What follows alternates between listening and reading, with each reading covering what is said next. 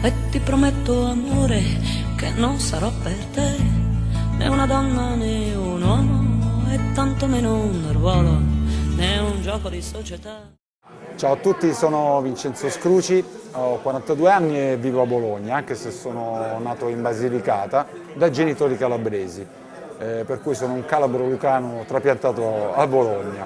Mi trovo per la seconda volta a distanza di 2 anni in Musicultura Festival, così, perché è stata una sorta di tirare le somme, visto che durante questi 2 anni ho lavorato molto nel mio modo di fare musica, insomma, che è quello di cantare ciò che avete sentito o che ascolterete tra un po', non so, con ironia e niente, forse un pizzico con ironia. Ciao a tutti. Si sa che tutte a volte nella vita ci troviamo di fronte a un bivio, no? E il cuore vuole andare di là, la testa vuole andare di là invece.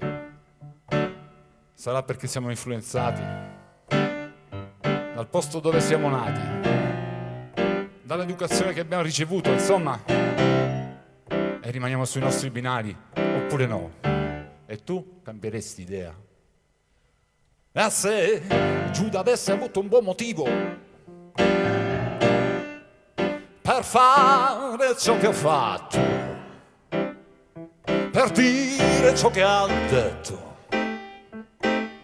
pensaci bene, se non l'avesse fatto apposta. Ho dato solo la risposta, quella giusta, pensaci bene, tu cambieresti idea. Su tutto quello che ti hanno insegnato, sulla bandiera che hai sventolato, su quell'amore semivissuto e seminterrato, per quel partito che hai votato, per quella notte che hai combattuto, con la morale che ti hanno iniettato e che ti ha schiacciato. Dimmi, cambieresti idea?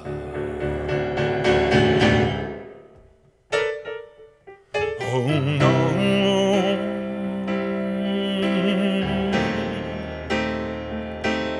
Oh no. Oh, oh.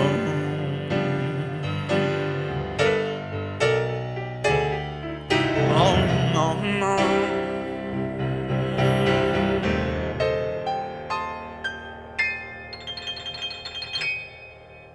Ma se Giuda invece non avesse pianto, anzi, non ho il minimo rimpianto. Perché? Perché mi piaccio così. E se avesse speso tutti i suoi denari di notte a mignotte, come un qualsiasi politico da 4 soldi di ieri, di oggi e di domani, dimmi, cambieresti idea? Su tutto quello che hai imparato, ma che nessuno ti ha mai insegnato, sulla famiglia che ti sei fatto firmando il patto, per quel lavoro che ti ha piegato, è stata la schiena che intanto ha pagato, ma sulla rottura sociale dimmi, cosa hai da dire, per quella volta che ci hai creduto, per quella volta che non hai ceduto, ma tutto il sole che non hai avuto, dimmi, a chi l'hai lasciato?